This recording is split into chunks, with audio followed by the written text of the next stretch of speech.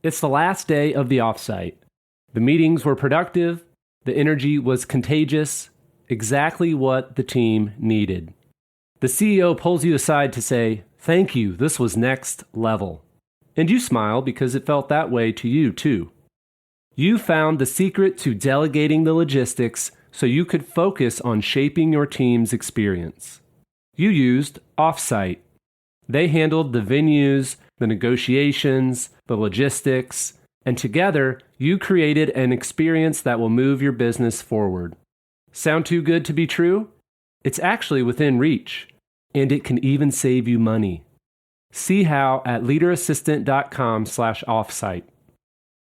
Yeah, Jeremy, thank you very much. My name is James McPartland. Those who know me well or get grandfathered in like Jeremy will call me Mac.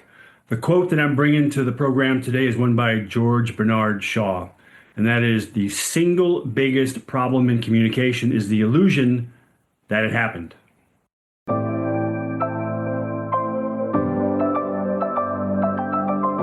The Leader Assistant podcast exists to encourage and challenge assistants to become confident, game-changing leader assistants.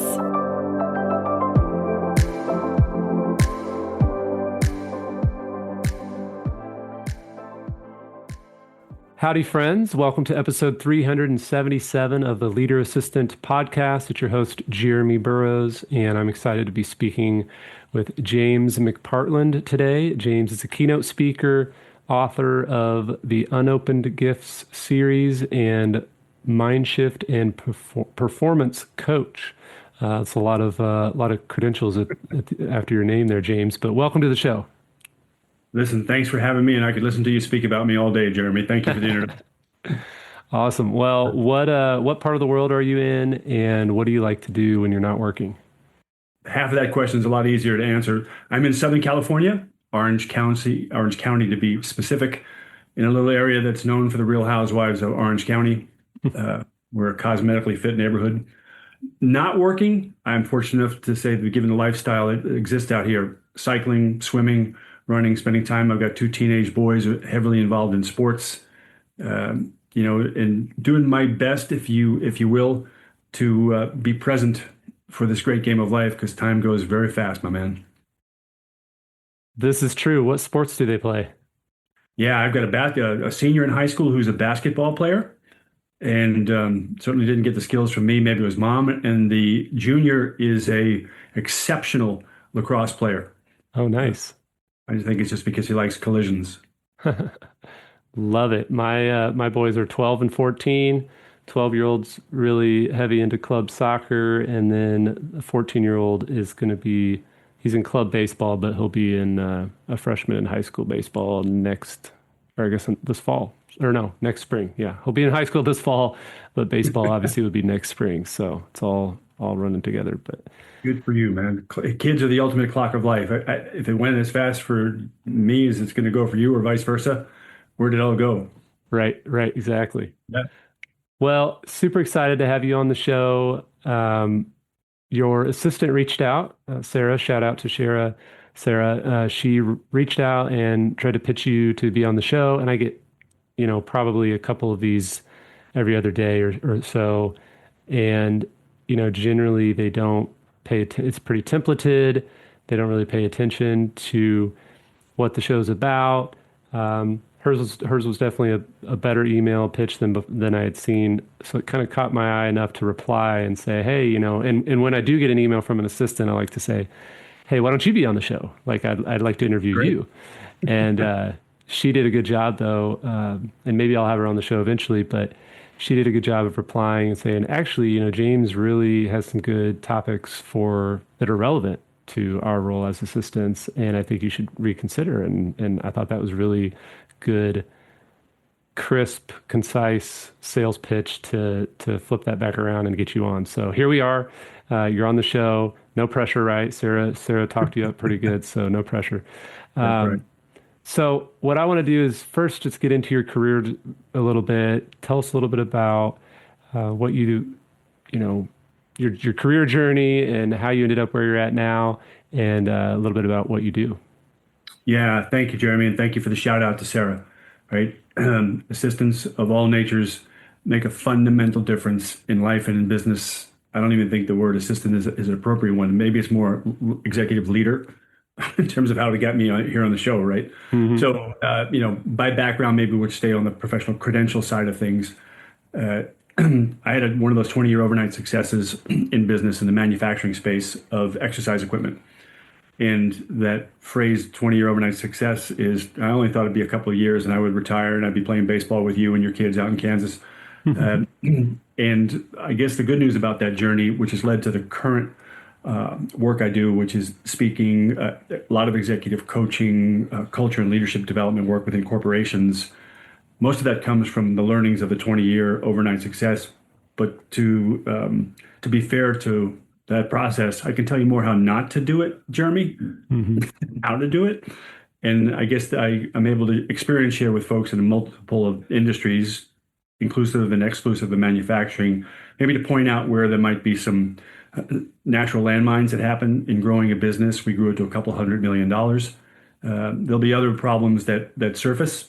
But I will tell you along the way, and really what piqued my interest when Sarah brought this to my attention was, wow, if it wasn't for some of the people, and again, I think using the word assistant from my experience underplays the importance and significance of people in my career.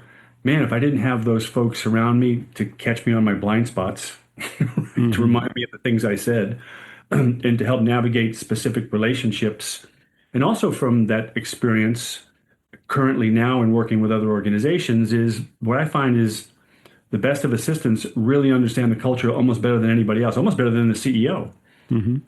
And so anywhere a manufacturing business led to a keynote speaking and corporate consulting opportunity. And maybe you can tell by the books behind me, I continue to be a student, Jeremy. There's a lot to learn in the game of life. Love it. Love it. Thanks for sharing. What is, or when did you hire Sarah? How long have you been working with her as your assistant? Yeah, thank you, man. It's funny when these anniversaries come up, I think, well, where'd those years go? Like we're just talking about how fast kids grow.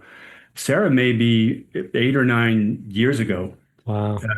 And we have, several members of our team. Sarah came on quiet, introverted.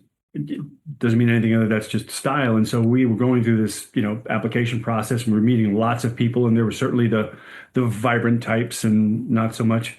But Sarah had this cool, calm confidence, and the way she spoke and articulated, communicated actually, was extremely effective. Could get that across verbally, could get it off in written word. And as somebody great that comes into your life, was able to just clarify communication with me. Hey, this is what I think you're saying. Is this what you're saying? Because if you're going to ask me to do something, I want to make sure I'm clear. So the 8 years, maybe it's 9. And if I missed it, Sarah, sorry, there's got to be some cake to come, right? To celebrate a few of them. But it goes fast, man. I guess soon we'll be talking about a decade. That's awesome. That's great. I love it. I've been supporting my CEO for almost 9.5 years. Supported my last executive for around 6 or so years. So I definitely value and respect those long-term strategic partnerships. So it's great you guys have been building that. Let's talk a little bit about what it really means to lead from where you are. And, obviously my audience is assistants primarily, so we can tie that in as well. But Sure. Let's just have a honest conversation about what it means to lead from where you are, no matter your title, no matter your experience, role, etc. Yeah, thank you. And, I've been thinking about this conversation, some of the materials I was looking through relative to your journey. There's some catchphrases, right? Leadership is not a title. Leadership is influence. My experience from any person in any walk of life, a title is not required. We've all been around somebody who inspires us, engages us, enriches us, or you just feel better when you're around them. Or put another way is maybe we've all been in an environment or an airplane, somebody walks on and it doesn't feel so good. You can feel that energy. And so from my perspective, it's how the person first leads themselves, how I lead myself. how I talk to myself, the relationship I have with myself, how I take care of myself. In terms of wherever I am in life as a leader, people hear what they see. So however I show up is a reflection of the relationship I have with myself. And it's the number one place that I practice leadership, in that if I'm not well versed in leading myself, I don't know how I can lead others along the way. So I guess you'd say, what is leadership? It's a reflection of how you see yourself, or the identity you have for where you are now, and and maybe the role and the life you want to live into. Great. So how would you say you have refined that over the years? Like, how would you build or develop or cultivate yourself? Yeah, full time. Well, I find that I spend the most time with myself. It's the person I'm talking to the most, Jeremy, right? Maybe like anything, there's probably things that we get intellectually, but I think until it moves from the head to the heart, maybe the heart to the hands, it doesn't tend to stick.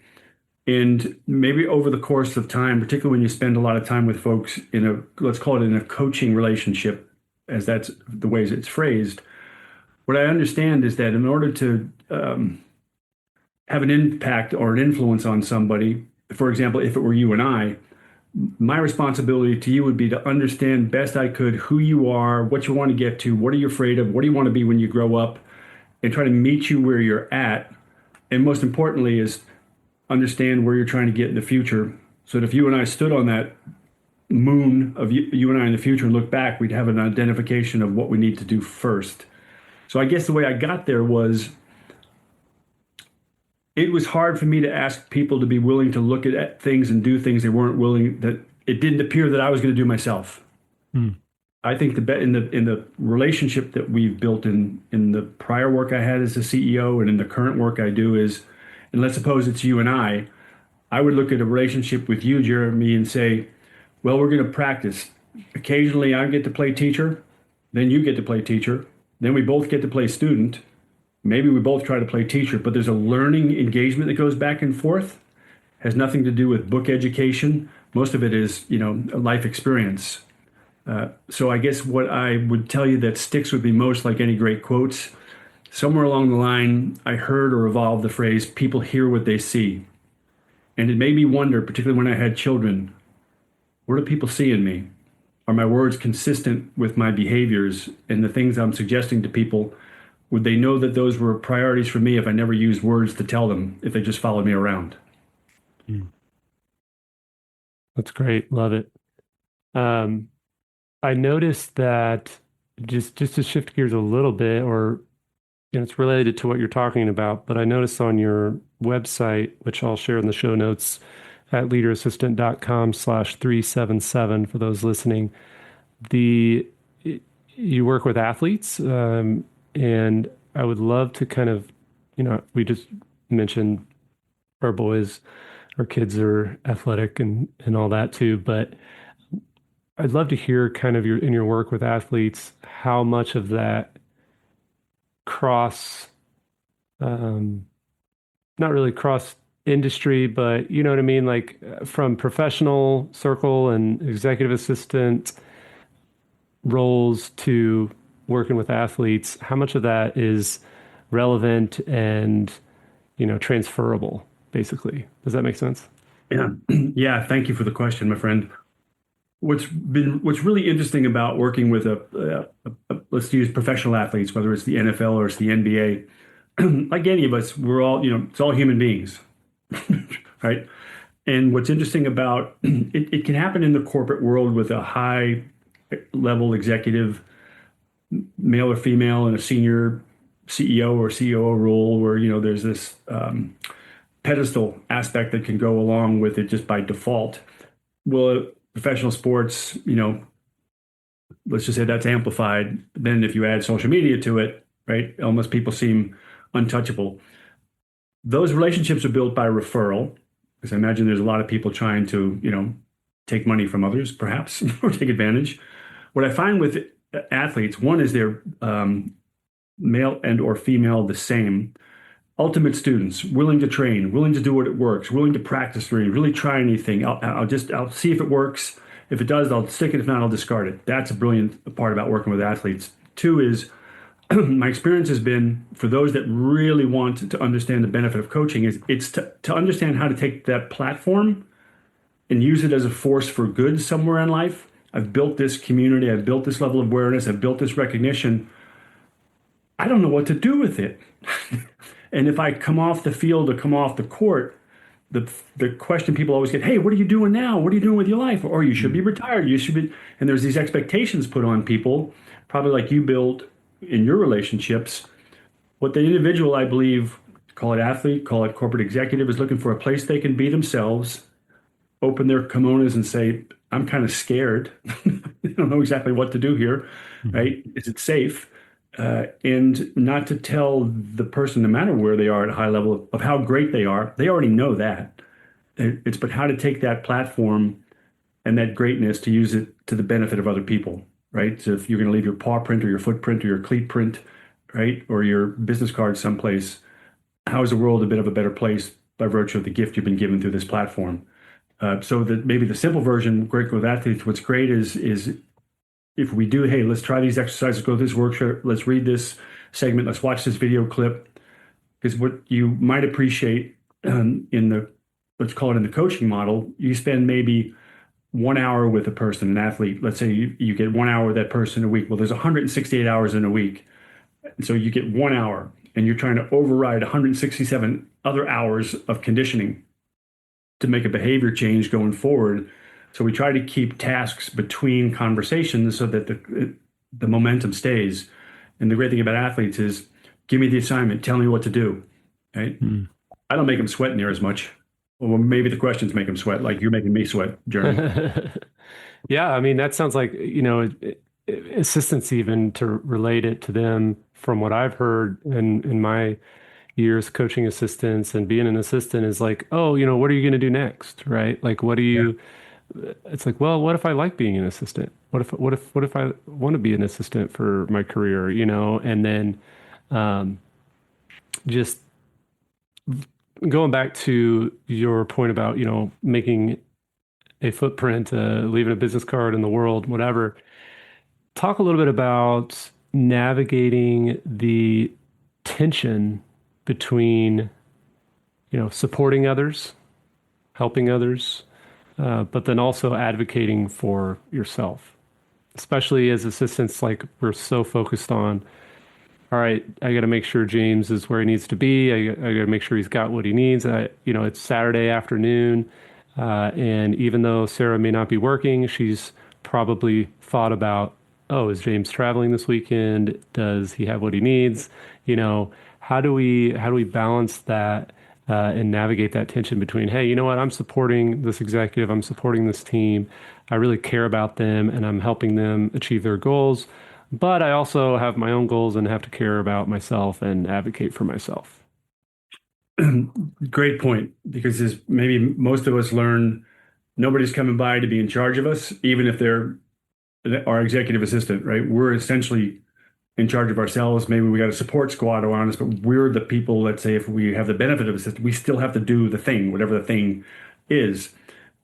If it's plausible, given your community, and for those that maybe this question really applies to, is, with the relationship that the assistant has with the senior executive, he or she, are their values clear? Are their priorities clear? And let me broaden it out. And this is maybe not applicable to everybody, but it's worth considering.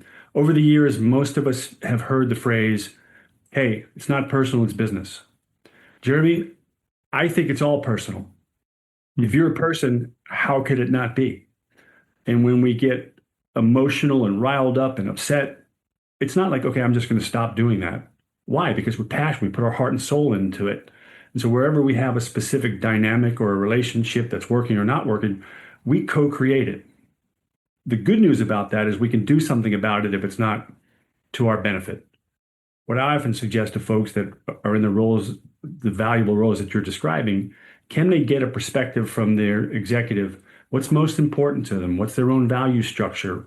What fuels them? What gives them energy? Maybe if it's a business relationship, besides quarterly earnings and hitting KPIs and making sure there's cash in the bank. That's very important, right? But does the person have a child that they want to get to the game for? Like you've got a baseball game this afternoon. Is there something they know that maybe they've been told or told themselves? You got to get on the treadmill 3 days a week.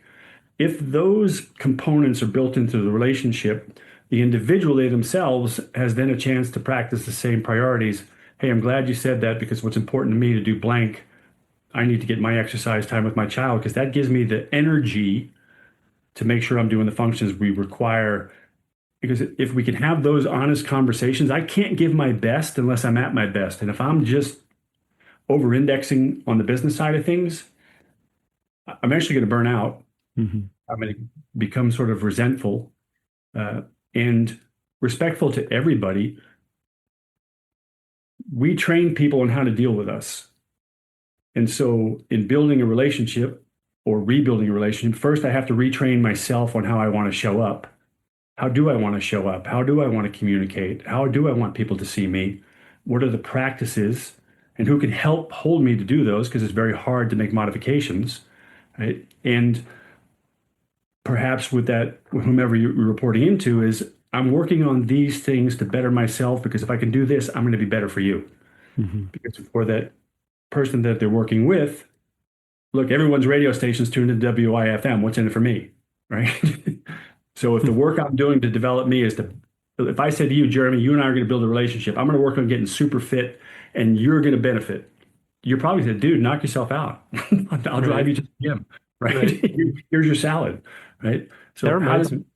Go ahead, please. No, I just say that reminds me a long, long time ago when I was first getting into my assistant career, I talked to another assistant and they mentioned specifically,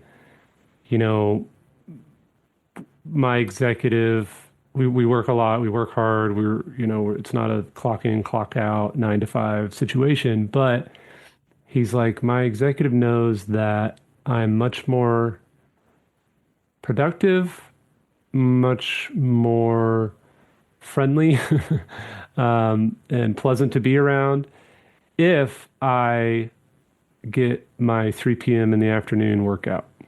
And so he was just like, we've communicated that. It's clear like, hey, I'm going to be offline from 3 to 4:30, but that's what I need to keep my high energy level, to keep me healthy and allow me to work at a high capacity for a long period of time.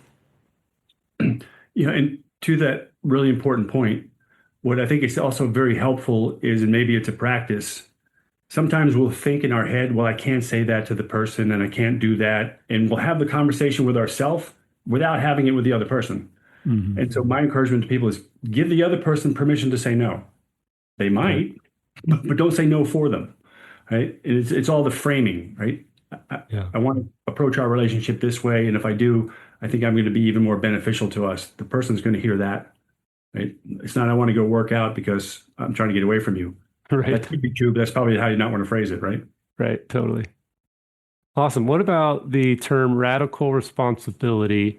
That was something that your amazing assistant, Sarah, mentioned that you could talk on. So talk to us a little bit about what that means, radical responsibility.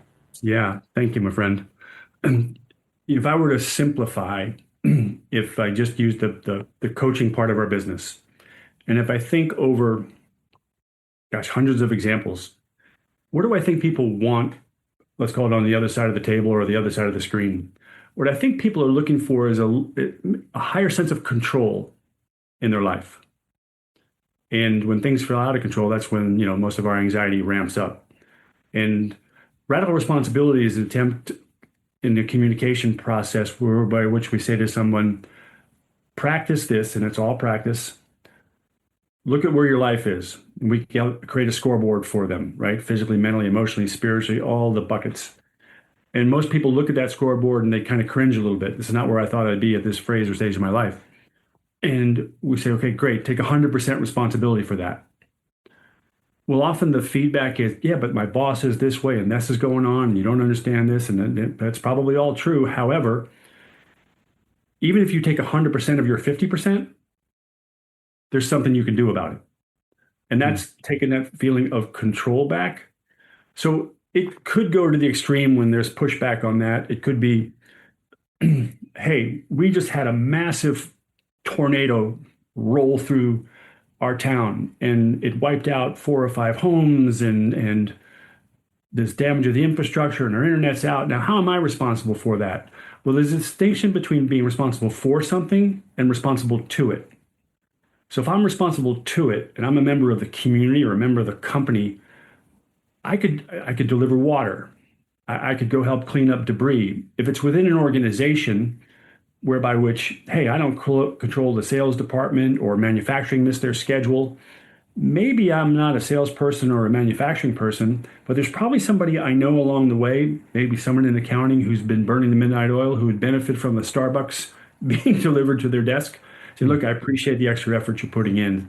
So it's taking responsible for the company or the community.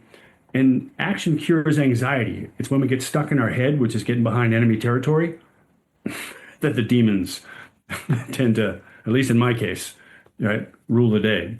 Yeah. Love that. That's as a parent that is very a parent of a 12-year-old and a 14-year-old, the radical responsibility is tough to tough to get the kiddos to do, but yeah, it's a good reminder. Awesome. Well, I really appreciate it, James. We could talk a lot more. As I think I mentioned earlier, my son's baseball practice is here in a little bit, and it got moved up early. So appreciate you being flexible with your time and chatting. But I'll definitely share all of your social links and all that fun stuff at leaderassistant.com/377. But if you could tell the assistants listening, one thing to remember and then one place to reach out and say hi and find out what you're about, what would you tell them?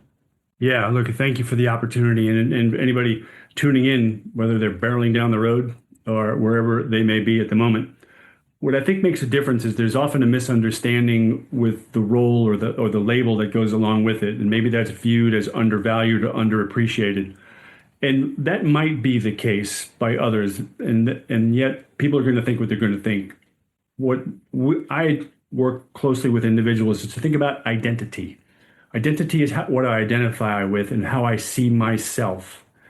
And if, in fact, there's that sense of maybe I'm not appreciated or, man, this is harder than I thought it was going to be, what is helpful to all people is a compelling future. What am I trying to build? What am I trying to live into? Who am I trying to become? Then there's something I can learn, and there's something I can take greater responsibility for in terms of equipping myself to play the game going forward, as well as consider how have I trained myself to see myself? Are people a reflection of how I'm seeing myself? And there's a chance for me to retrain myself if I choose to, and others around me.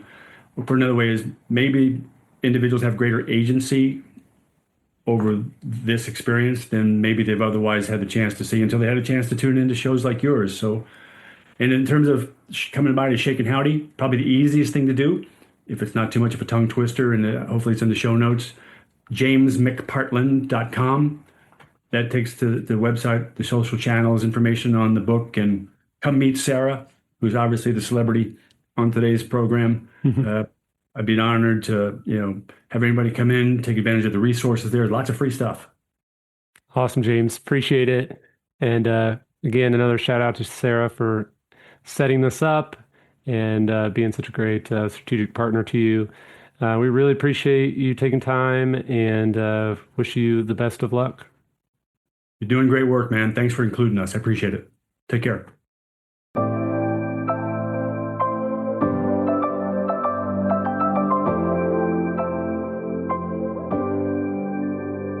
Please review on Apple Podcasts.